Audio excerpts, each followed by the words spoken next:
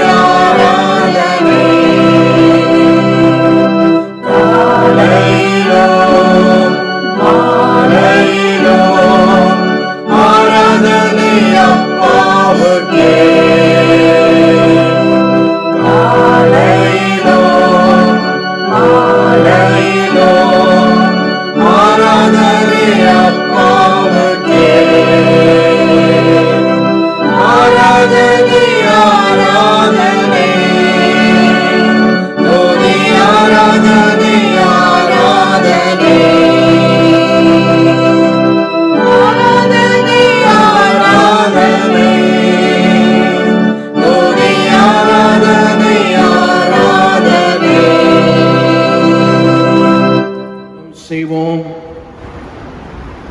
அன்பு மிரக்கம் நிறைந்த எங்கள் அன்பின் நல்ல தகப்பனே, இந்த மகிழ்ச்சியான இந்த காலை வேளைக்காக உமக்கு நன்றி செலுத்துகிறோம்.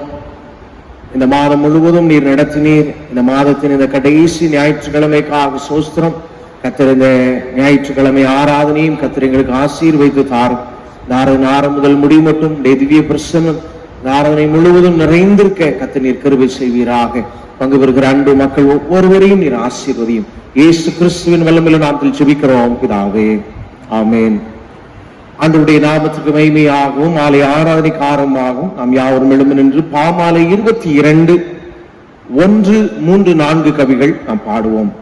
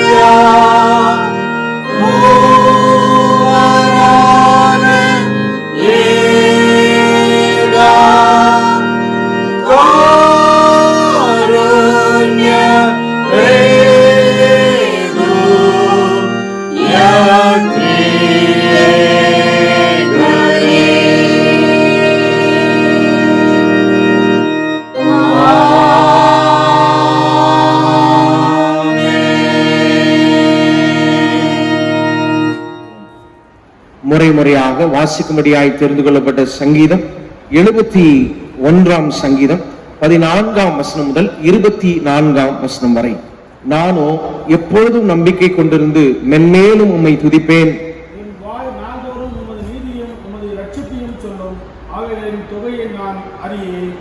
கர்த்தராகிய ஆண்டவருடைய வல்லமையை முன்னிட்டு நடப்பேன். உம்முடைய நீதியை பற்றியே மேன்மை பாராட்டுவேன்.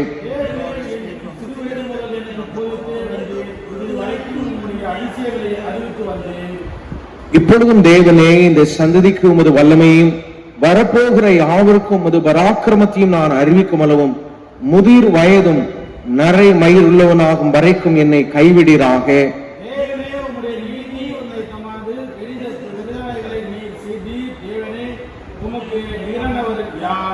அநேக இக்கட்டுகளையும் ஆபத்துகளையும் காணும்படி செய்த என்னை நீர் திரும்பவும் உயிர்ப்பித்து திரும்பவும் என்னை பூமியின் பாதாளங்களில் இருந்து ஏற பண்ணுவீர். என் தேவனே, நான் வீணையை கொண்டு உம்மையும் உம்முடைய சத்தியத்தையும் துதிப்பேன். இஸ்ரவேலின் பரிசுத்தரே, சுரமண்டலத்தை கொண்டு உம்மை பாடுவேன்.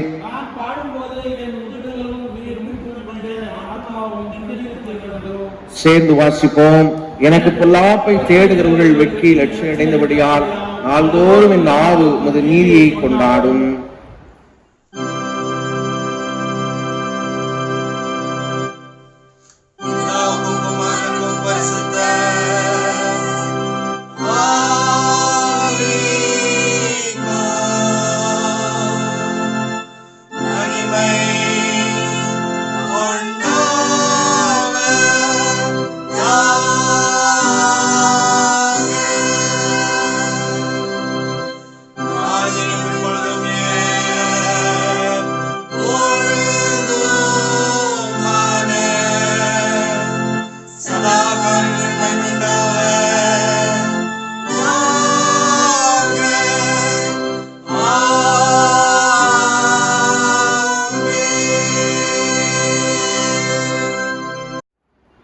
நம்முடைய விசுவாசத்தை நாம் அறிக்கை செய்வோம். வானத்தையும் பூமியும் படைத்த சில பிதாவாகிய தேவனை விசுவாசிக்கிறேன். ஒரே குமாரனாகிய விசுவாசிக்கிறேன். அவர் பரிசுத்தாவினாலே கனிமறியால் பிறந்தார். காலத்தில் பாடுபட்டு சிலுவையில் அறியப்பட்டு அடக்கப்பட்டு பாதாளத்தில் மூன்றாம் நாள் மருத்துவ எழுதலினார். பரமண்டலத்துக்கு ஏறி சில பிதாவாகிய தேவன் வாசிக்கிறார். அவ்விடத்திலிருந்து உயிரில் மருத்துவ நியாயத்துக்கு வருவார். விசுவாசிக்கிறேன். பாவமன்னிக்கும் சரீரம் உயிர்த்தெழுதலும் விசுவாசிக்கிறேன். ஆமென். நாம் யாவரும் முழங்கால் படிட்டு கர்த்தர் கற்பித்த ஜெபத்தை சேர்ந்து சொல்லுவோம். பரமண்டலங்களில் இருக்கிற எங்கள் பிதாவே, ராஜ்யம் வருவதாக, மண்டலத்திலே சுடுவோம் பூமியிலும் சுடுவதாக, எங்களுக்கு விரோதமாய் குற்றம் நாங்கள் மன்னிக்கிறது போல் எங்கள் குற்றங்களுக்கு மன்னியும். எங்கள் பிரவேசிக்க நாமல் தீவிரதற்கும் ராஜ்யம் வல்லமையும் மகிமையும் என்னைக்குள்ளே. ஜெபம் செய்வோம். எங்களை நேசிக்கிற எங்கள் அன்பின் நல்ல தகப்பனே, இந்த மகிழ்ச்சியான இந்த நல்ல நாளுக்காக நாங்கள் நமக்கு நன்றி செலுத்துகிறோம். இந்த மாதம் முழுவதும் எங்களை நீர் நடத்தினீர் தகப்பனே. உள்ளத்தின் ஆழத்திலிருந்து நாங்கள் நன்றி செலுத்துகிறோம். இந்த செப்டம்பர் மாதத்தின் இந்த 27ஆம் தேதியில ஆண்டவரே, நாங்கள் உம்மை தொழுது கொள்ளும்படியாக கர்த்தர் எங்களுக்கு பாக்கியம் தந்திருக்கிறீங்க. அதற்காக நாங்கள் உமக்கு நன்றி செலுத்துகிறோம் சுவாமி. நாங்கள் நிற்கிறதும் நிர்மூலமாகாதிருக்கிறதும் உம்முடைய சுத்த கருவை தகப்பனே. எத்தனையோ பாடுகள் எங்களுடைய வாழ்வில வந்தது, எத்தனையோ உபத்திரவங்கள் எங்களுடைய வாழ்க்கையில இந்த 9 மாதங்களிலே நாங்கள் கடந்து வந்திருக்கிறோம்.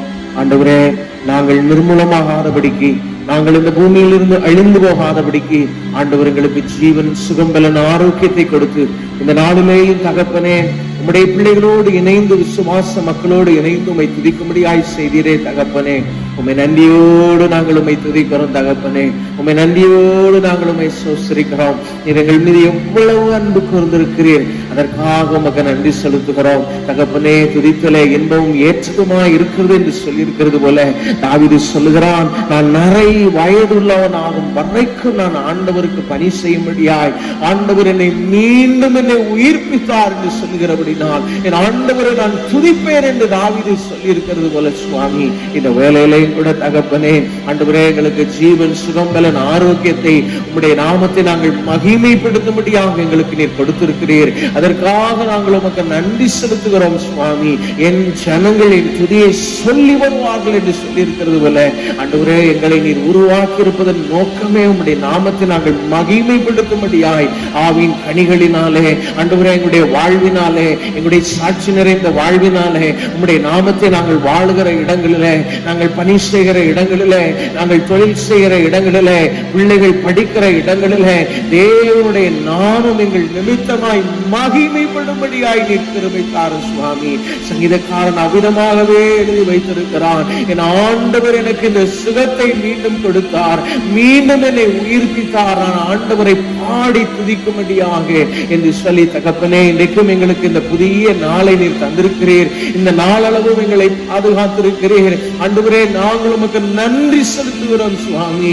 நான் உள்ளளவும் என் ஆத்துமேன் ஆண்டவரை கீர்த்தனம் பண்ணுவேன் என்று தாவீது பாடியிருக்கிறது போல தகப்பனே நாங்கள் உமக்கு நன்றி செலுத்துகிறோம் ஐயா. நாங்கள் உமக்கு நன்றி செலுத்துகிறோம் தகப்பனே. தகப்பனே எங்கள் வாழ்நாள் முழுவதும் நாங்கள் உம்மை மகிமைப்படுத்தும்படியாய் தகப்பனே எங்களுடைய வாழ்வை காலைதோறும் உடைய கிருபையினால் நீ புதிதாக்குவீராக. இதோ இந்த ஆராதனையை பார்க்கிற உடைய அன்பு பிள்ளைகளுடைய வாழ்விலே இந்த நேரத்தில் தானே ஒரு நன்மைகள் கடந்து வரட்டும். எந்த நன்மைகளுக்காய் உடைய பிள்ளைகள் இப்பொழுது வேண்டுகிறார்களோ ஆண்டவரே அவைகளை நீர் குறைவில்லாமல் நீர் கொடுக்கும்படியாய் நாங்கள் செபிக்கிறோம் சுவாமி. நீர் இறங்கி நீர் அற்புதங்களை செய்வீராக. பெரியவர்களுக்காக சரீரத்தில் சுகவீனத்தோடு இருப்பார்களே என்றால், பலகீனத்தோடு இருப்பார்களே என்றால் அவர்களுக்காய் செபிக்கிறோம். யாரெல்லாம் பலகீனத்தோடு இருக்கிறார்களோ அவர்களுக்காய் செபிக்கிறோம் சுவாமி. எங்களுக்காய் சிலுவையிலே பாடுகள் பட்டீரே, எங்களுக்காய் சிலுவையிலே எங்களுடைய பலகீனங்களை சுமந்தீரே சுவாமி. ஆண்டவரே நீர் நினைவு கூர்ந்து உம்முடைய பிள்ளைகள் உம்முடைய நாமத்தை மகிமைப்படுத்தும்படியாய் அவள் கால்களை மான்களின் கால்களை போல நீர் மாற செய்வீராக. ஒவ்வொருவரையும் நிதிவிதமாய் ஆசீர்வதியும். என்னென்ன நன்மைகளுக்காக இந்த சமூகத்தில் செபிக்கிறார்களோ ஆண்கள், பெண்கள், சிறு பிள்ளைகள், வாலிப பிள்ளைகள் தகப்பனே என்னென்ன காரியத்திற்காக இப்போதும் தகப்பனே மன உண்மையோடு உடைய சமூகத்தில் தங்களை தாழ்த்தி ஆண்டவரே எனக்கு இறங்கும் என்று நிற்கிறார்களோ அவர்களுக்கு நீர் உதவி செய்வீராக. அவருடைய வாழ்க்கையில அற்புதங்களை செய்வீராக. அவருடைய வாழ்வில அதிசயங்களை செய்வீராக சுவாமி. நீர் மேன்மைப்படுத்தும்படியாய் செபிக்கிறோம் தகப்பனே. தேசத்துக்காக உடைய பாதத்துல வருகிறோம் ஆண்டவர். அதிசயமான காரியங்களை செய்யுங்க சுவாமி. அற்புதமான காரியங்களை செய்யுங்க. தலைவர்களுக்கு நல்ல ஞானத்தை, வேகத்தை கர்த்தர் நீர் கொடுப்பீராக. தகப்பனே நீர் பலப்படுத்தும்படியாய் செபிக்கிறோம். எல்லா தேவ ஊழியங்களையும் நீர் பாதுகாத்துக் கொள்ளுங்க. இந்த 6 மாதங்களிலும் கர்த்தருடைய ஊழியங்களை அநேகர் தகப்பனே தடையில்லாமல் செய்யும்படியாக தகப்பனே நீர் கிருபை தந்திருக்கிறீங்க, கொடுத்திருக்கிற இந்த நல்ல ஒரு ஆன்லைன் பிளாட்ஃபார்முக்காக துதிக்கிறோம் தகப்பனே. இந்த நிமித்தம் அநேகர் தொடர்படுகிறதற்காய் சோஸ்திரம். அநேகருடைய வாழ்விலை கர்த்தர் நீர் இடைபடுகிறதற்காய் சோஸ்திரம். பயன்படுத்துகிறோம் உடைய அன்பு ஊழியர்களையும் உடைய குடும்பங்களையும் எங்களுடைய அன்பு பேராயிருக்காக எல்லா தேவ ஊழியர்களுக்காக, குருமார்களுக்காக, கர்த்தருக்காக வைராக்கியமாய் ஊழியம் செய்கிற ஒவ்வொரு அன்பு பிள்ளைகளையும் ஆண்டவர் நீர் ஆசீர்வதிங்க. எங்களை தாழ்த்துகிறோம். இயேசு கிறிஸ்துவின் வல்லமையில் நாம் ஜெபிக்கிறோம் பிதாவே. தயவு செய்து உட்காருவோம். திருமறை பகுதி நாம் வாசிக்க கேட்போம். வேத பாடம் ஏசாயா 44 அதிகாரம் 21 28வது வசனம் முடிய. யாக்கோபே, இஸ்ரவேலே, இவைகளை நினை. நீ என் தாசன், நான் உன்னை உருவாக்கினேன். நீ என் தாசன் இஸ்ரவேலே, நீ என்னால் மறக்கப்படுவதில்லை. உன் மீறுதல்களை மேகத்தை போலவும் உன் பாவங்களை கார்மேகத்தை போலவும் அகற்றிவிட்டேன். என்னிடத்தில் திரும்பு, உன்னை நான் மீட்டுக் கொண்டேன். வானங்களே கழித்து பாடுங்கள், கர்த்தர் இதை செய்தார்.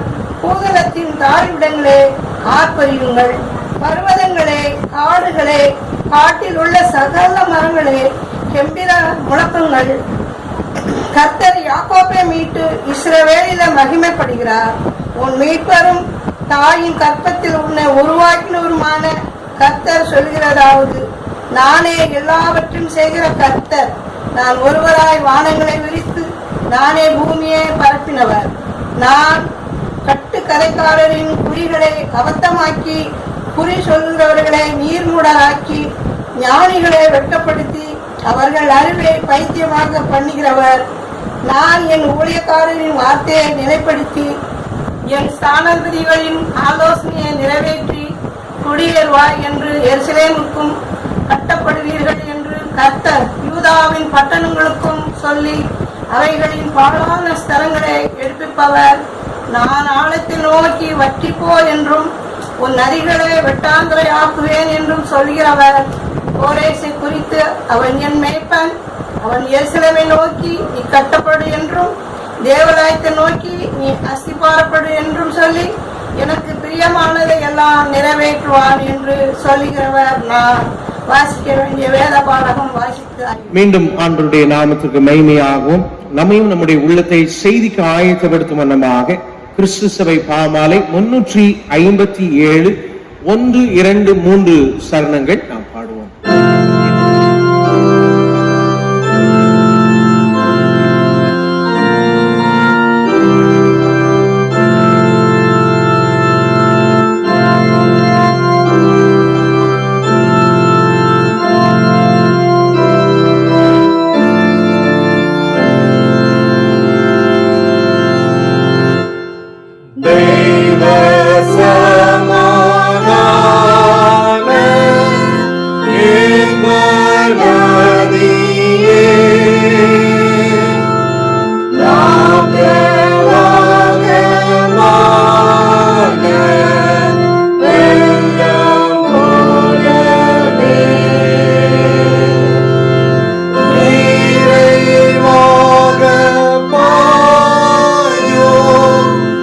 Lord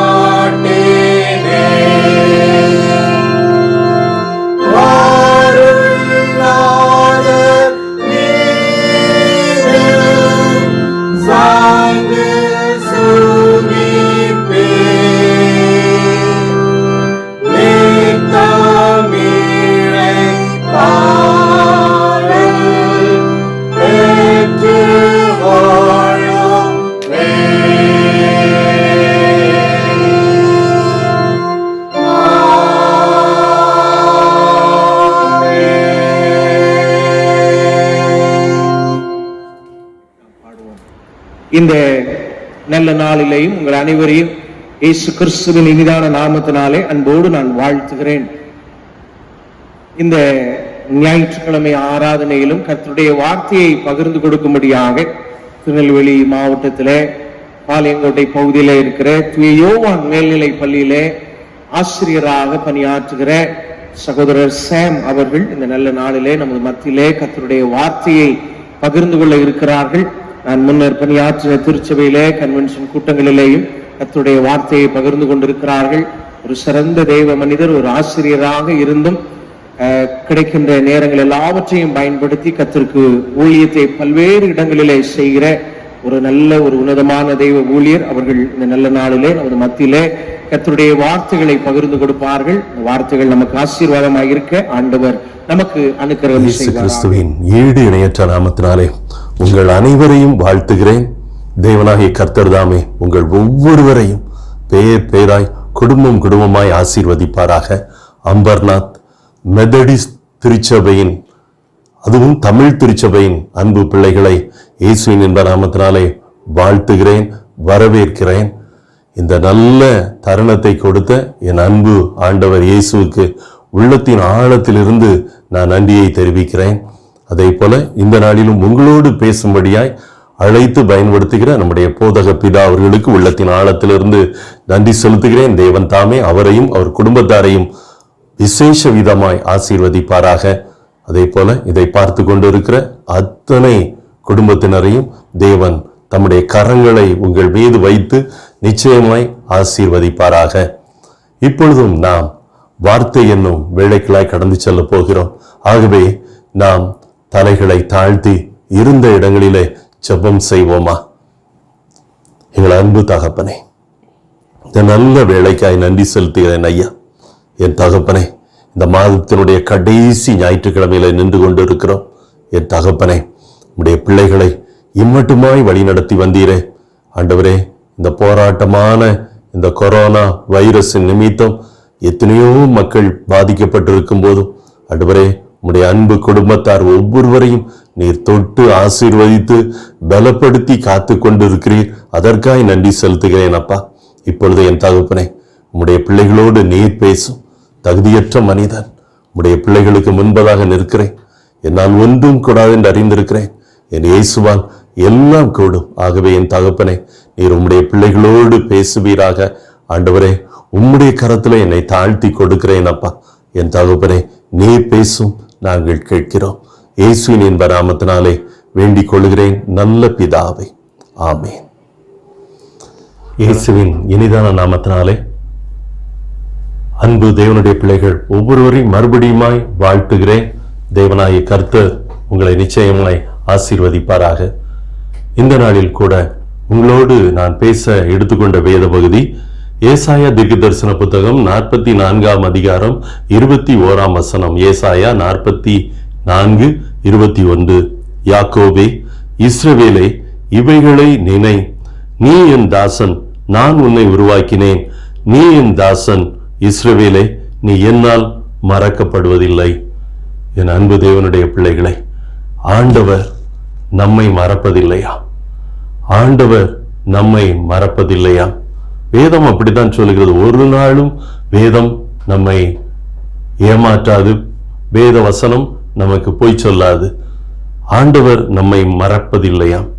ஆனா நீங்களும் நானும் சொல்லுகிறோம், வாழ்க்கை என்னும் பாதையில கடந்து போகும்போது வரக்கூடிய பாடுகள், பிரச்சனைகள், இன்னும் துன்பமான நேரங்களின் நிமித்தம் ஆண்டவர் என்ன மறந்துட்டார் பிரதர். ஆகவே என்னுடைய மனைவியை நான் இழக்க கொடுத்துட்டேன், எனக்கு அன்பானவர்களை இழக்க கொடுத்துட்டேன், என்னுடைய கணவரை இழக்க கொடுத்துட்டேன், என் பிள்ளைகளை இழக்க கொடுத்துட்டேன் என்று சொல்லி நீங்களும் நானும் கதறுகிறோம். என் அன்பு தேவனுடைய பிள்ளைகளை, நம்மை படைத்த ஆண்டவர், நம்மை உண்டாக்கியவர், நமக்காய் திரு ரத்தத்தை சிந்தி சிலுவையில மரித்து உயிரோடு எழுந்த தேவன் நம்மை நிச்சயமாய் மறக்க மாட்டார். அவர் மறப்பதில்லை என்று சொல்லி வாக்கு கொடுத்தால் நிச்சயமாய் வாக்கு கொடுத்ததுதான். ஆனா நீங்களும் நானும் இந்த வாழ்க்கையின் பாதையிலே உள்ள பாடுகளின் நிமித்தம் என்ன சொல்கிறோம் தெரியுமா? ஏசாயா தீர்க்கதரிசன புத்தகம் 49ஆம் அதிகாரம் 14ஆம் வசனத்தின்படி, ஏசாயா 49:14 சீயோனோ, கர்த்தர் என்னை கைவிட்டார், ஆண்டவர் என்னை மறந்தார் என்று சொல்லுகிறாள். இன்னைக்கு நீங்களும் நானும் சொல்கிறோம், ஆண்டவர் எங்களை மறந்துட்டாரியா, எங்களை கைவிட்டுட்டாரியா என்று சொல்லுகிறோம். வேத புத்தகத்துல எரேமியா தீர்க்கதரிசி தன்னுடைய புலம்பல் புத்தகத்துல இவ்வாறு எழுதுகிறார்.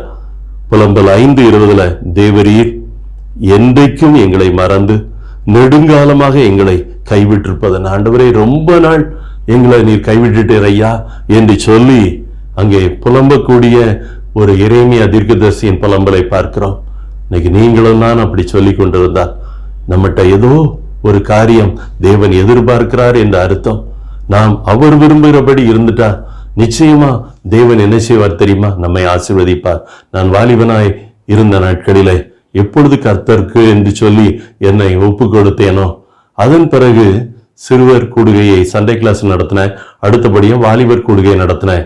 வாலிபர் கூடுகைக்காய் அடுத்த நாள், தம்பி நீங்க இந்த இடத்துக்கு வாங்க, வாலிபர் கூட்டம் நடத்த போகிறோம் என்று சொல்லி ஒவ்வொரு வீடாக போய் இந்த வாலிபர்களை நான் கூட போவேன்.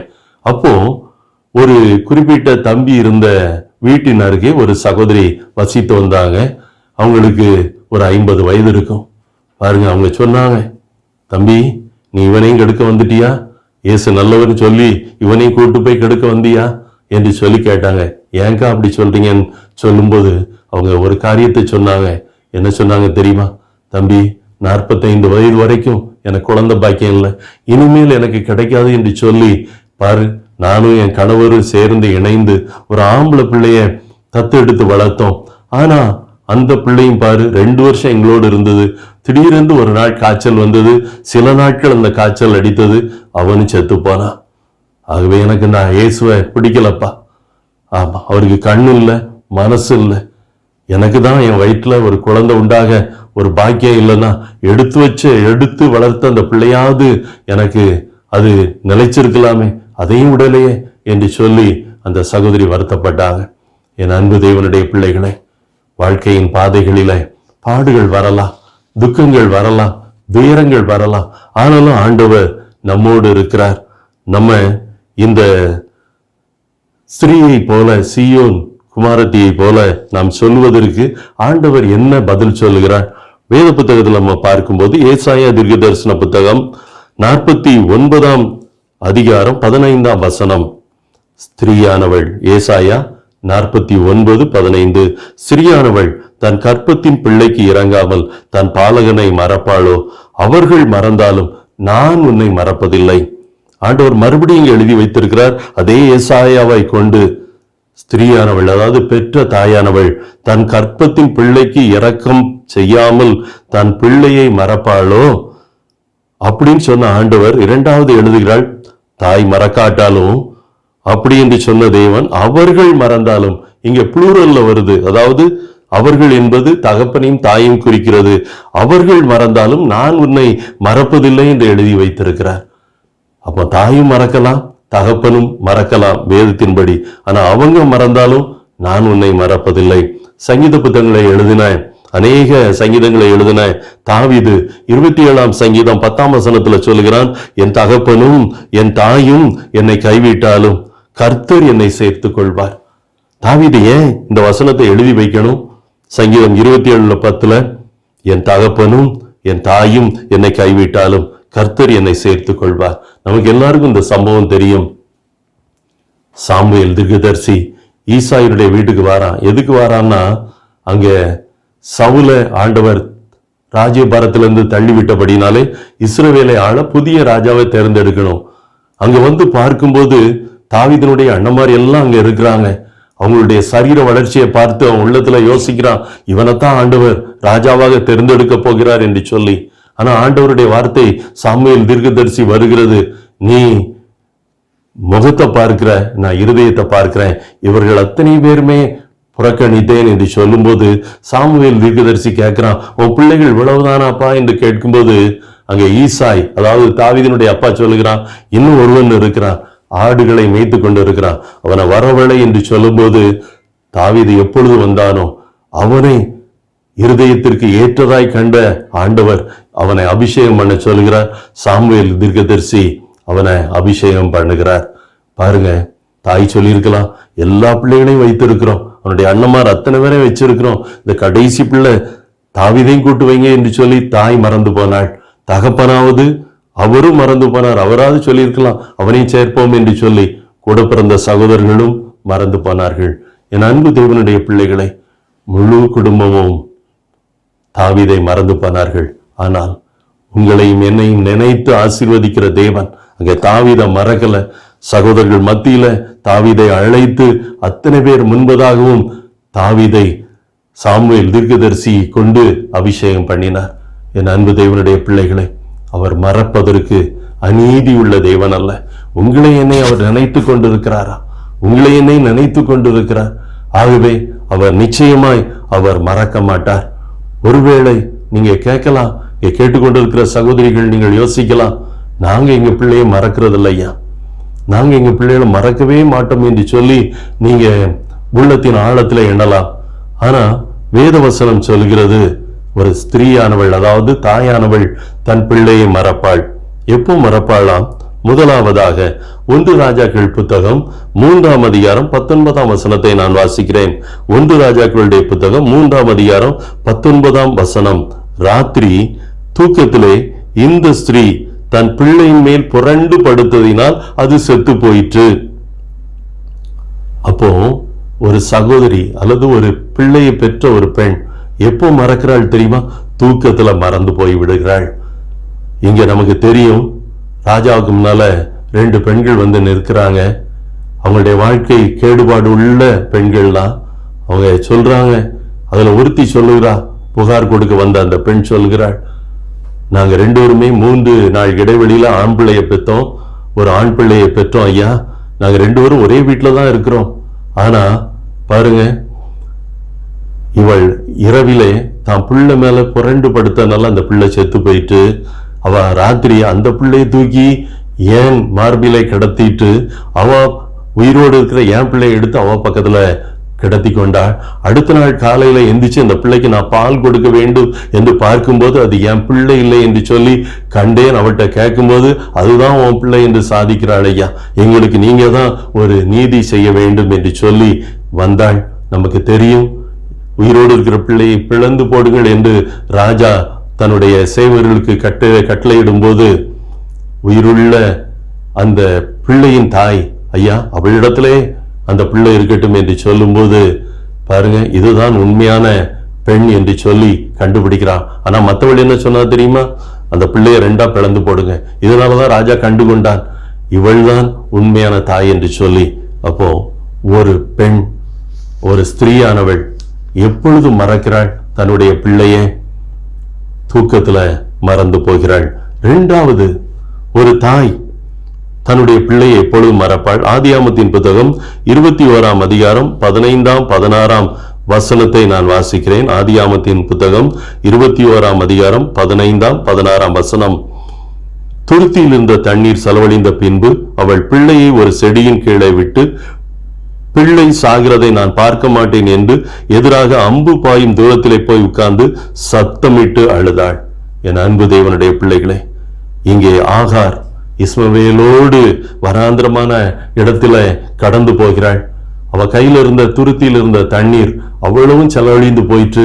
2 பேருக்கும் குடிக்க தண்ணி இல்லை. அப்போ யோசிக்கிறா, தண்ணி தாகத்துல நாங்க இந்த வனாந்திரமான இடத்துல வெயிலின் வெக்கையினால சாகத்தான் வேண்டும் என்று சொல்லி யோசித்த போது பாருங்க, அவளுக்கு மனது தாங்கல. என் பிள்ளை பசியில தண்ணி தாகத்துல துடித்து சாகிறத நான் பார்க்க மாட்டேயா என்று சொல்லி தூரமாய், அதாவது அம்பு பாயும் தூரம் என்று சொல்லப்பட்டிருக்கிறது, கிட்டத்தட்ட ஒரு 1/2 கிலோமீட்டர் தூரத்துல தன்னுடைய பிள்ளைய போட்டுட்டு இவளும் இன்னொரு இடத்துல உட்கார்ந்து அழுகிறா. பிள்ளையின் சத்தம் இவளுக்கு அதுல விழாது, இவ அழுகிற சத்தம் பிள்ளைக்கு கேட்காது. இப்படிப்பட்ட ஒரு சூழ்நிலையில ஆண்டவர் அங்கே பிள்ளையினுடைய அழுகையின் சத்தத்தை கேட்டார் என்று சொல்லி வேதவசனம் சொல்கிறது. இஸ்மவேல் அழக்கூடிய சத்தத்தை கேட்டு பாருங்க, அங்கே ஒரு துறவை காண்பித்து அவளை அந்த தண்ணீரை பருக வைத்து 2 பேரையும் காப்பாற்றினார் என்று பார்க்கிறோம். 3வதாய், ஒரு தாய் தன்னுடைய பிள்ளையை எப்போ மறக்கிறார்? முதலாவது பார்த்தேன், தூக்கத்துல மறந்து போவாள். 2வது, துன்பமான நேரத்துல தாய் தன்னுடைய பிள்ளையை மறந்து போவாள். 3வது, 2 ராஜாக்களுடைய புத்தகம் 6ஆம் அதிகாரம் 28ஆம் 29ஆம் வசனத்தை வாசிக்கிறேன். 2 ராஜாக்கள் 6ஆம் அதிகாரம் 28-29. ராஜா பின்னையும் அவளை பார்த்து, உனக்கு என்ன வேண்டும் என்று கேட்டான். அதற்கு அவள், இந்த ஸ்திரீ என்னை நோக்கி, உன் மகனை தா, அவனை இன்று தின்போம், நாளைக்கு என் மகனை தின்போம் என்றாள். அப்படியே என் மகனை ஆக்கி தின்றோம். மறுநாளில் நான் இவளை நோக்கி, நாம் உன் மகனை தின்ன அவனை தா என்றேன். அவள் தன் மகனை ஒளித்து வைத்து விட்டாள். சமாரியா நாட்டை சீரியா ராஜாவாகிய பெனதாத் முற்றுகை போட்டுட்டான். அதாவது ராஜாவும் குடிமக்களும் அந்த கோட்டை சுவர்களுக்கு மத்தியிலே வசிப்பார்கள். பழைய நாட்களில அவருடைய வயல் நிலங்கள் எல்லாம் வெளியே இருக்கும், நீரூற்றுகள் மட்டும் அதனுடைய அந்த ஊருக்கு மத்தியில போகும். இப்படிப்பட்ட சூழ்நிலையில பல நாட்களாய் முற்றுகை தொடர்கிறது. இங்க பஞ்சம், சாப்பிட உணவு இல்லாம மக்கள் கஷ்டப்பட்டுக்கிட்டு இருக்கிறாங்க. ஒரு கழுதையினுடைய தலை 80 வெள்ளி காசுக்கு விற்கப்பட்டதாம். புறாவுக்கு போடக்கூடிய கார்படி பயிறு 5 வெள்ளி காசுக்கு விற்கப்பட்டதாம். பாருங்க, யோசிச்சு பாருங்க அப்போ பஞ்சத்தின் கொடுமை. அப்போ பக்கத்து வீட்டுக்காரையும் பேசுறாங்க, என் வீட்லயும் பையன் இருக்கிறான், உன் வீட்லயும் பிள்ளை இருக்கிறான், ஆம்பளை பிள்ளை. ஆகவே இன்று என் வீட்டில் உள்ள பையனை நாம் கறி வைத்து 2 வீட்டாரும் சாப்பிடுவோம், நாளைக்கு உன் பையனை தான் அவனையும் கொண்டு 2 பேரும் சாப்பிடுவோம். பாருங்க, அந்த தாய் தான் பெற்ற பிள்ளையை அங்கே கொண்டு அந்த பிள்ளையினுடைய மாம்சத்தை 2 குடும்பத்தாரும் சாப்பிட்றாங்க. அடுத்த நாள் அவளிடத்துல அவன் பையனை கொண்டா அவனை கறி வச்சு சாப்பிடுவோன்னு சொல்லும்போது அவள் ஒளித்து வைத்து விட்டாள். இத அலங்கத்தின் மீது, அதாவது கோட்டைச்சுவர் மீது வலம் வந்து கொண்டிருக்கிற ராஜாவிட்ட சொல்லும் போது பாருங்க, அவன் மனதிலே பதைக்கிறான். ஐயோ, மனிதனை கொண்டு திங்கக்கூடிய அவளை என் நாட்டுக்கு வந்துட்டே என்று சொல்லி. ஆனால் தேவன் பாருங்க ஒரு அற்புதத்தை செய்தார். அந்த யுத்தத்தின் இறைச்சலை கேட்க பண்ணி அத்தனை பேரையும் ஓட வைத்தார். அடுத்த நாள் பாருங்க, மிக மிக ஒரு சேக்கேலுக்கு பாருங்க ஒரு மரக்கால் அங்கே கோதுமை மாவு கிடைத்தது என்று சொல்லி நாம் வேதத்திலே பார்க்கிறோம். என் அன்பு தேவனுடைய பிள்ளைகளை, அப்போ பசி கொடுமையில மறந்து போகிறாள். முதலாவது தூக்கத்துல மறந்து போகிறாள் ஒரு தாயானவள். துன்பமான நேரத்துல தான் பிள்ளைன்னு மறந்து போயிடுவா. 3வது பசி கொடுமையில தான் பிள்ளை என்று பார்க்காதபடி அந்த பிள்ளையை கொண்டு போடுவாள். 4வதாய் ஒரு தாய் எப்போ மறக்கிறா? இந்த உலகத்துல எல்லாருக்கும் நடக்கக்கூடிய ஒரு காரியம். வேத புத்தகத்துல 1 சாமுவேல் புத்தகம் 4ஆம் அதிகாரம் 19ஆம் 20ஆம் வசனத்தை வாசிக்கிறேன். பினேகாசின் மனைவியாகி அவள் மருமகள் நிறை கர்ப்பிணியாய் இருந்தாள். அவள் தேவனுடைய பெட்டி பிடிக்கப்பட்ட செய்தியையும் தன் மாமனும் தன் புருஷனும் இறந்து போனதையும் கேள்விப்பட்ட போது அவள் கற்ப வேதனைப்பட்டு குனிந்து பிரசவித்தாள். அவள் சாக போகிற நேரத்தில் அவள் அண்டையில் நின்ற ஸ்திரீகள், நீ பயப்படாதே, ஆண் பிள்ளையை பெற்றாய் என்றார்கள். அவளோ அதற்கு ஒன்றும் சொல்லவும் இல்லை, அதன் மேல் சிந்தை வைக்கவும் இல்லை. இந்த உலகத்துல எல்லாருக்கும் நடக்கக்கூடிய ஒரு காரியம். இந்த உலகத்தை விட்டு நம்முடைய ஜீவன் பிரியும் போது, அதாவது மரணம் அடையும் போது, நம்முடைய பிள்ளைகள் எல்லாரையும் மறந்துடுவோம். வேத புத்தகத்துல என் ஞானத்திற்கு எட்டியபடி 4 காரியங்களை பார்த்தேன். ஒரு தாய் தூக்கத்துல மறந்துடுவா, 2வது துன்பமான நேரத்துல மறந்துடுவா, 3வது பசி கொடுமையில தான் பிள்ளைன்னு பார்க்காம கறி வைத்து கூட சாப்பிட்டு விட்டு விடுவாள், 4வதாய் மரணத்துல மறந்து போவாள். என் அன்பு தேவனுடைய பிள்ளைகளை, இது மனிதரிடத்துல மட்டுமல்ல, விலங்குகளிடத்திலும் இது சம்பவிக்கிறது. சில ஆராய்ச்சியாளர்கள் ஒரு காரியத்தை செய்து பார்க்க யோசித்தார்கள். இந்த குரங்கு என்கிற ஒரு விலங்கு தன்னுடைய குட்டியை வயிற்றுல, அந்த குட்டியை தன்னுடைய தாயின் வயிற்றை இறுக்கி பிடித்து கொள்ளும், மரம் விட்டு மரம் தாவும் போதும் எப்போதும். அப்போ இந்த விஞ்ஞானிகள் யோசித்தாங்க, இந்த தாய்க்கு எவ்வளவு பாசம், அதே போல குட்டிக்கும் எவ்வளவு பாசம் என்று சொல்லி. ஆகவே இதை ஒரு சோதனை செய்து பார்க்கணும் என்று சொல்லி ஒரு பெரிய கண்ணாடி தொட்டைய உருவாக்குனாங்க. அதுக்குள்ள அந்த குரங்கையும் அந்த குரங்கு குட்டியும் போட்டாங்க, மேல் பகுதியை மூடிட்டாங்க. ஒரு தண்ணீர் குழாய் வழியா அந்த தொட்டிக்குள்ளே தண்ணீர் நிரம்பும்படி செய்தாங்க. பாருங்க நடந்தது என்ன? தண்ணீர் திறந்து விட்ட போது அதனுடைய கால் பகுதிக்கு வரும்போது இந்த குட்டியை மார்போடு அணைத்து கொண்டது அந்த தாய் குரங்கு. தண்ணீர் ஏற ஏற ஏற அதனுடைய வயிற்று பகுதிக்கு வரும்போது குட்டியை நன்றாய் தூக்கி தோளில் வைத்திருந்தது. அந்த குரங்கினுடைய தாய் குரங்கினுடைய கழுத்து பகுதிக்கு வரும்போது குட்டியை தூக்கி உயர்த்தி பிடித்தது. அதன் பிறகு தலை மீது வைத்தது. தண்ணீர் அதனுடைய முகத்தை தாண்ட ஆரம்பித்த உடனே அந்த தாய் குரங்கினுடைய தலைப்பகுதிக்கு மேல் அந்த தண்ணீர் வரும்போது ஒரு காரியம் செய்ததா? தன் குரங்கு குட்டியை தூக்கி காலு கீழே போட்டு அந்த குட்டியின் மீது ஏறி நின்றது.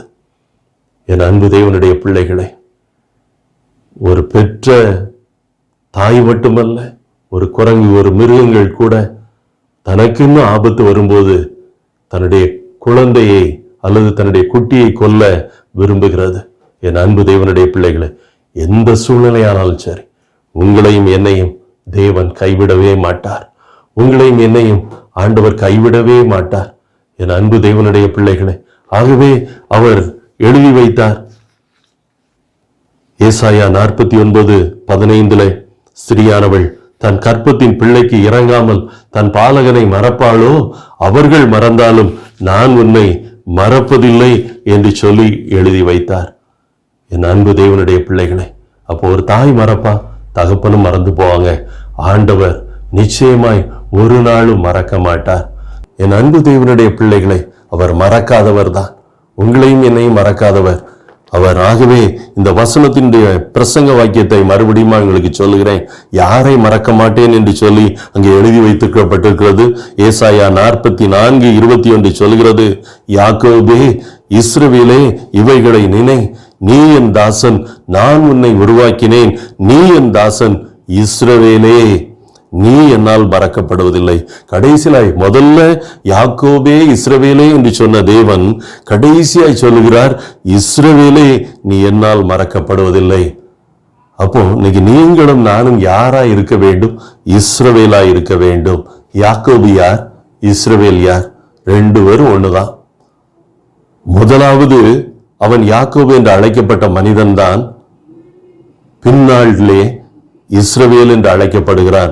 வேத புத்தகத்துல, நம்ம ஆதியாகமத்தின் புத்தகத்துல நம்ம பார்க்கும்போது இவனுக்கு ஒரு கடினமான சூழ்நிலை வருகிறது. தன்னுடைய மாமன் வீட்டில இருந்து திரும்பி வருகிறான். தன்னுடைய 11 பிள்ளைகளோடு, தன்னுடைய 2 மனைவிகளோடு, இன்னும் மறுமனையாட்டிகள் 2 அவன் அங்கே தன்னுடைய மிருக ஜீவன்களோடு வருகிறான். அடுத்த நாள் யாரை பார்க்கணும்? அவனுடைய சகோதரனாகிய ஏசாவை பார்க்கணும். ஆகவே இவன் பாருங்க, தனக்கு முன்பதாக சில மனிதர்களை தான் அண்ணன் வீட்டுக்கு அனுப்புறான். நீங்க போய் எங்க அண்ணன்கிட்ட சொல்லுங்க, நாளைக்கு உங்கள் சகோதரர் உங்களை பார்க்க வரான்னு சொல்லி. அப்போ அவன் ஏசா சொல்லி விடுகிறான், நாளைக்கு 400 பேரோட நான் என் தம்பியை பார்க்கிறேன். வேதவசனம் சொல்கிறது, ஆதியாகமத்தின் புத்தகம் 32ஆம் வசனத்துல, 32ஆம் அதிகாரம் 6ஆம் வசனத்துல, அந்த ஆட்கள் யாக்கோபின் இடத்திற்கு திரும்பி வந்து, நாங்கள் உம்முடைய சகோதரனாகிய ஏசாவின் இடத்திற்கு போய் வந்தோம், அவரும் 400 பேரோடு உம்மை எதிர்கொள்ள வருகிறார் என்றார்கள். அப்பொழுது யாக்கோபு மிகவும் பயந்து வியாகுலப்பட்டு தன்னிடத்தில் இருந்த ஜனங்களையும் ஆடு மாடுகளையும் ஒட்டகங்களையும் 2 பகுதியாய் பிரித்து என்று சொல்லி போடப்பட்டிருக்கிறது. பாருங்க, பயந்து நடுங்கிறான். ஏற்கனவே ஐயோ, எங்க அண்ணனை 2 முறை நான் ஏமாத்தி இருக்கிறேன். என் தகப்பன் கண்கள் இருளடைந்த என் தகப்பனை ஒரு நேரம் ஏமாத்திட்டேன். இவனுக்கு பாருங்க, ஒரு பக்கம் பயமும் நடுக்கமும் பிடிக்கிறது. நாளைக்கு 400 பேரோட வந்தா என்னுடைய மிருக ஜீவன்களெல்லாம் அவன் எடுத்துட்டு கொண்டுவான். இங்க இருக்கக்கூடிய வேலைக்காரரையும் என் மனைவிகளையும் பிள்ளைகளையும் கொண்டு போடுவான்னு சொல்லி அவனுக்குள்ள பயம் வருகிறது. ஆகவே அந்த யாப்போக்கு என்ற ஆற்றங்கரையில எல்லாரையும் முன்னால் அனுப்பிட்டு பின்னால தனித்திருக்கிறான். தனித்திருந்து அவன் என்ன சொல்லியிருப்பான் தெரியுமா? தேவனிடத்துல, ஆண்டவரே, எங்க அப்பாவை, கண் தெரியாத என் தகப்பனை நான் ஏமாத்திட்டேன். எங்க அண்ணனை போல போய் நான் ஏமாத்திட்டேன். ஆண்டவரே, என்னை மன்னியும் என்று சொல்லி அழுதிருப்பான். இன்னொரு பக்கம், எங்க அண்ணன் நாளைக்கு 400 பேரோடு வருகிறான். ஆண்டவரே, அவரை 2 முறை ஏமாத்திட்டேன். அவன் வயிறு பசியோடு இருக்கும்போது அந்த சிவப்பு கூளை கொடுத்து அவனுடைய சிரேஷ்ட புத்திர பாகத்தை நான் வாங்கிட்டேன். ஆண்டவரே, இன்னொரு பக்கம் அவன் பெற வேண்டிய ஆசீர்வாதத்தை நான் வாங்கிட்டேன். ஆண்டவரே, என்னை எப்படியாவது மன்னியும் என்று சொல்லி அவன் புலம்பி இருப்பான்.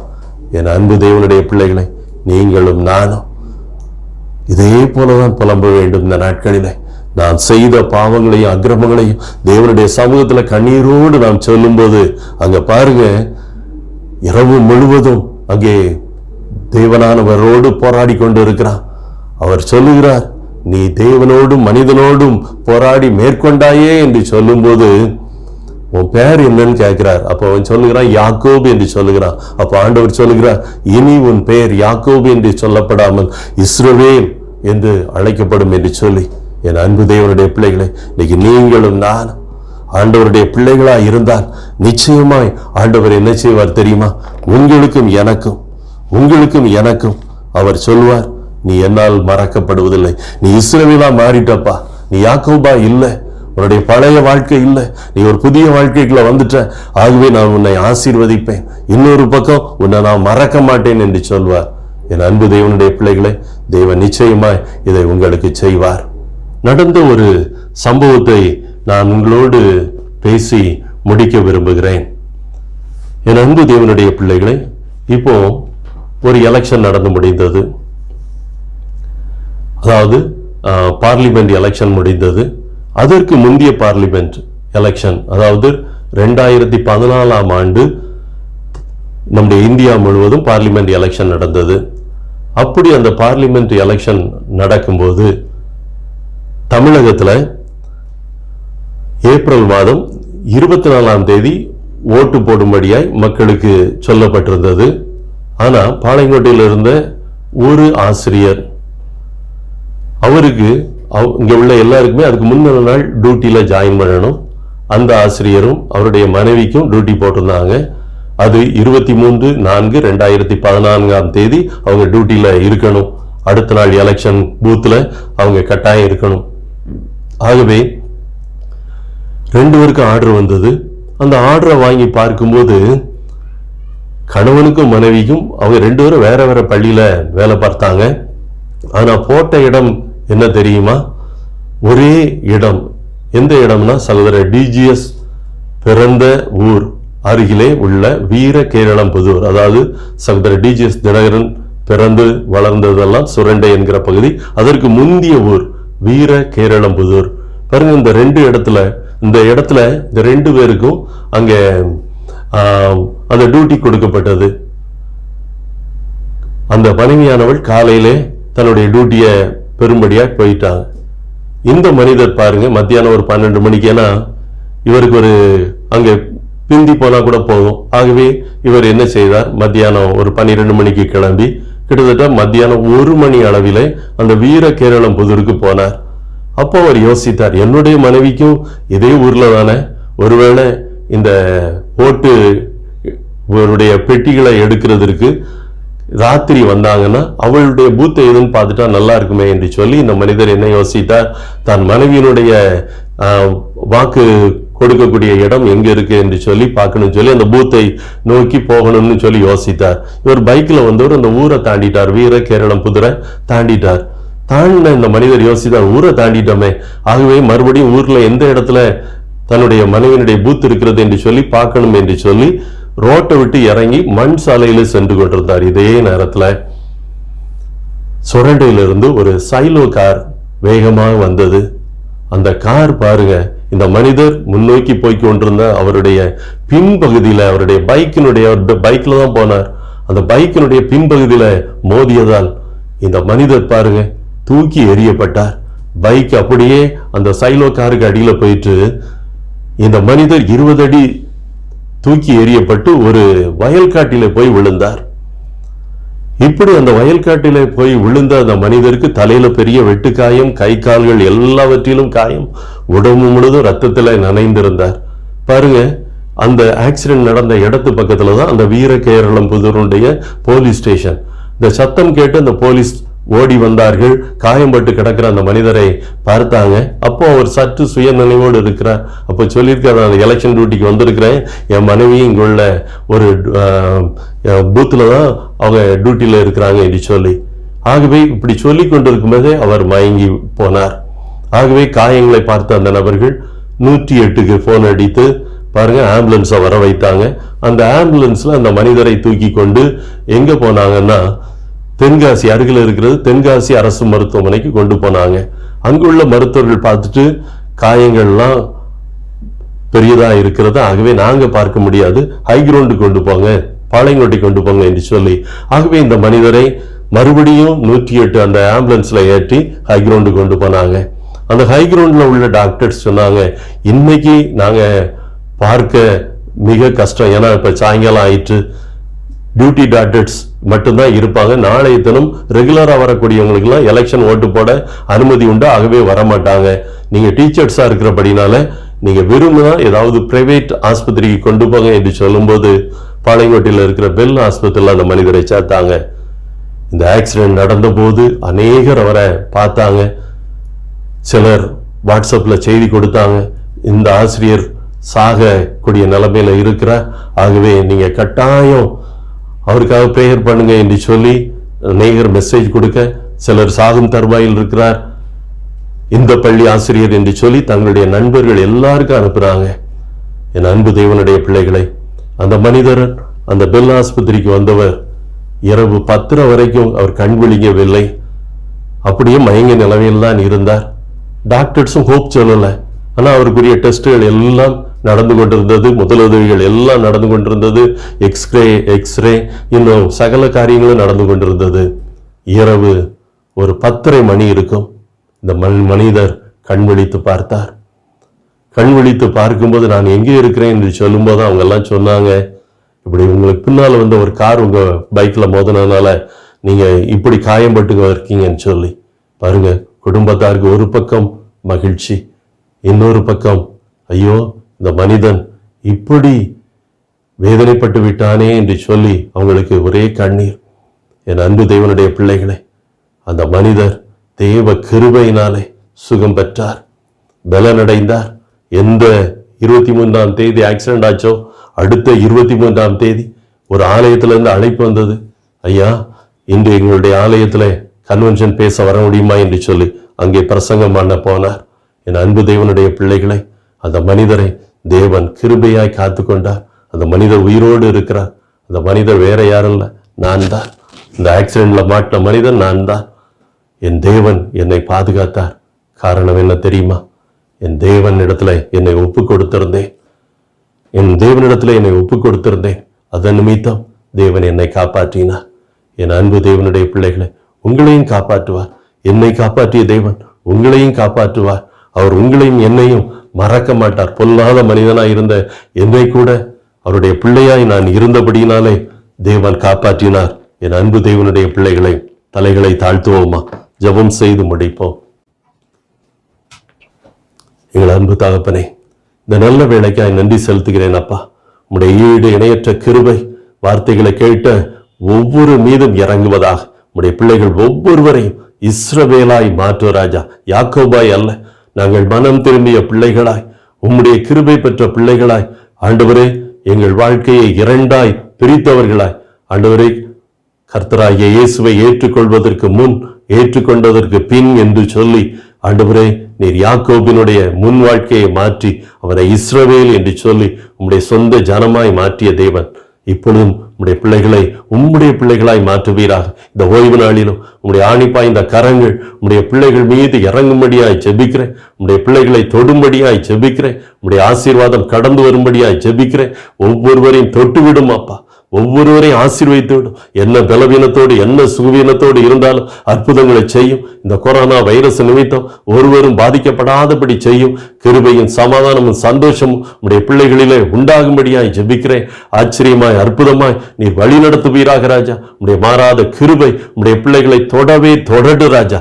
ஆண்டவரே உடைய பிள்ளைகள் ஒவ்வொருவரையும், ஆண்டவரே இந்த முழு திருச்சபையின் பிள்ளைகளையும், இதை கேட்டுக்கொண்டிருக்கிற பிள்ளைகளையும் நீ தொடவே தொடு ராஜா. உடைய பிள்ளைகளுடைய பாடுகள், துக்கங்கள், துயரங்கள் எல்லாம் மாறட்டும். கர்த்தர் எனக்காக யாவற்றையும் செய்து முடிப்பார் என்று நம்பிக்கையோடு இருக்கட்டும் ராஜா. என் தகப்பனே, நாங்கள் இஸ்ரவேலராய் உம்முடைய பிள்ளைகளாய் வாழ உதவி செய்தலும் கிருபை உண்டாயிருக்கட்டும். இயேசுவின் நாமத்தினாலே வேண்டிக் கொள்கிறேன் நல்ல பிதாவே, ஆமென். ஆண்டவரை நான் மிகுதியாய் துதிக்கிறேன். கேட்ட நல்ல வார்த்தைகள் நம் அனைவருக்கும் ஆசீர்வாதமாக இருந்ததற்காக நாம் ஆண்டவருக்கு நாம் தொடர்ந்து நன்றி செலுத்துவோம்.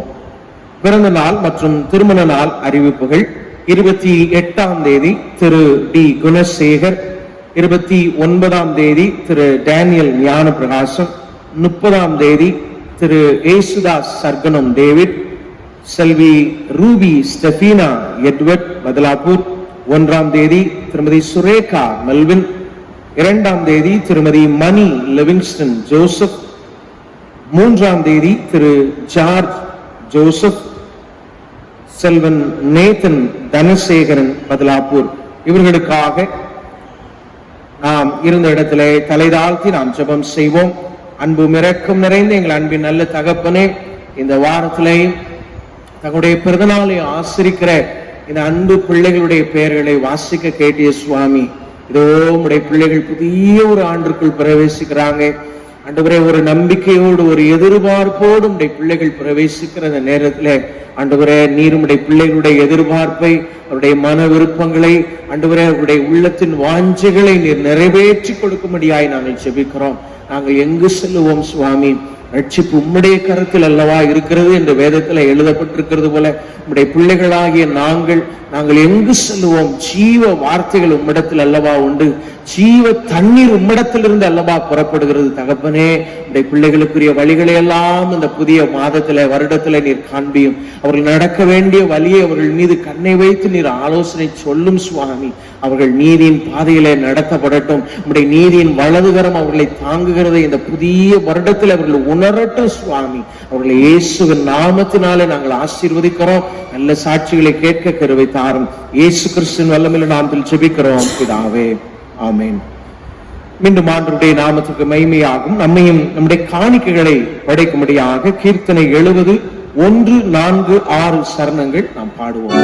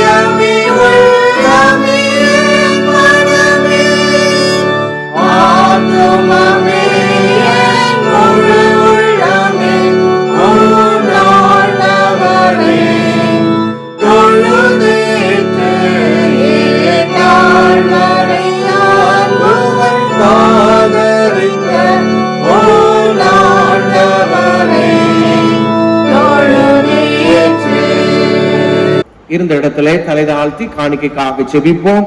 அன்பு இரக்கம் நிறைந்த எங்கள் அன்பின் நல்ல தகப்பனே, வீடுகளில் தோறும் இருந்து தகப்பனே உம்மை ஆராதித்து தொழுது கொள்ளக்கூடிய வேதாகம நாட்களுக்குள்ளாக நாங்கள் இருக்கிறதை இந்த நேரத்தில் உணர்கிறோம். தகப்பனே, நாங்கள் தூரமாய் இருந்தாலும் என் ஆண்டவர் எனக்கு ஜீவன் கொடுத்திருக்கிறார், எனக்கு சுகம் கொடுத்திருக்கிறார், என் குடும்பத்தை பாதுகாத்திருக்கிறார். இந்த கொள்ளை நோய்களின் காலத்திலேயும் என் ஆண்டவருக்கு நான் என்ன செலுத்துவேன் என்று ஆண்டவரே தங்களுக்கு கிடைத்த வருமானத்திலே ஒரு சிறிய பகுதியை ஆண்டவருக்காக நான் தவறாமல் நான் எடுத்து வைக்கிறேன் என்று தங்களை தாழ்த்தி இந்த பிள்ளைகள் எடுத்து வைத்திருக்கிற இந்த அன்பின் காணிக்கைகளை ஆண்டவர் நீர் மனதார நீர் ஆசீர்வதி, அதை சுகந்த வாசனையாய் நீர் ஏற்றுக்கொள்ளும் சுமார். அவர்கள் அதை ஆலயத்திற்கு ஒரு நாள் சுமந்து வருகிற பொழுது என் ஆண்டவர் எனக்கு எவ்வளவு சுகம் கொடுத்து என்னை பாதுகாத்தார், என் ஆண்டவருக்கு நன்றி என்கின்ற நல்ல இருதயத்தோடு வரும்படியாய் அவருடைய காணிக்கைகளை கர்த்தர் நீர் ஏற்று நீர் அங்கீகரியும் சுவாமி. ஆண்டவரே, உடைய கிருபை உடைய பிள்ளைகளுடைய வாழ்விலை பெருகட்டும், சிறியவன் 1000 பெருகுவான் என்று சொல்லி இருக்கிறது போல இதோ இந்த சிறிய காணிக்கையை கர்த்தர் ஏற்றுக்கொள்ளும் சுவாமி. ஆன்லைன்லையும் படைக்கிற அன்பு பிள்ளைகளையும் அவருடைய வேலைகளையும் பணிகளையும் இவ்விதமாய் நீர் ஆசீர்வதிப்பீரா. தாழ்த்துகிறோம், உடைய நாமத்தை நீர் மகிமைப்படுத்தும். இயேசு கிறிஸ்துவின் வல்லமையுள்ள நாமத்தில் ஜெபிக்கிறோம் பிதாவே, ஆமென். நம்முடைய கர்த்தராகிய இயேசு கிறிஸ்துவின் கிருபையும் பிதாவாகிய தேவனுடைய அன்பும் பரிசுத்த ஆவியானவருடைய அந்யோன்ய ஐக்கியமும் நம் அனைவரோடும் இன்றும் என்றும் சதா காலங்களிலும் நிறைவாக தங்கியிருப்பதாக.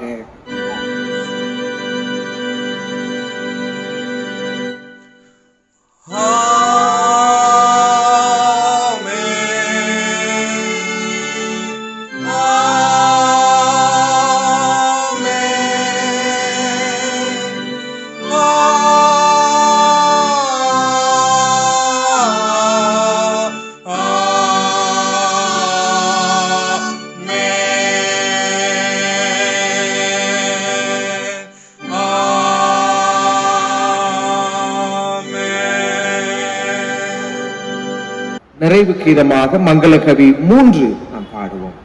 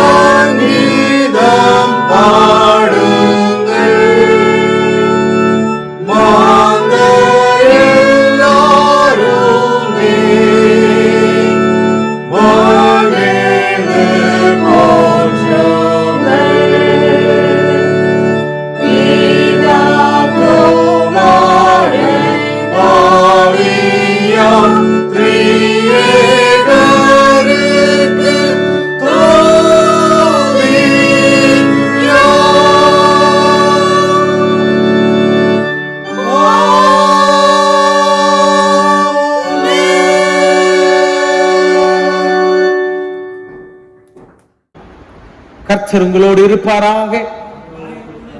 என் ஆத்துமாவே கர்த்தரை ஸ்தோத்திரி, உள்ளமே விசுவாசத்தை ஸ்தோத்திரி. என் ஆத்துமாவே கர்த்தரை ஸ்தோத்திரி, கர்த்தர் சகல உபகாரங்களை மறவாதே. ஆமென்.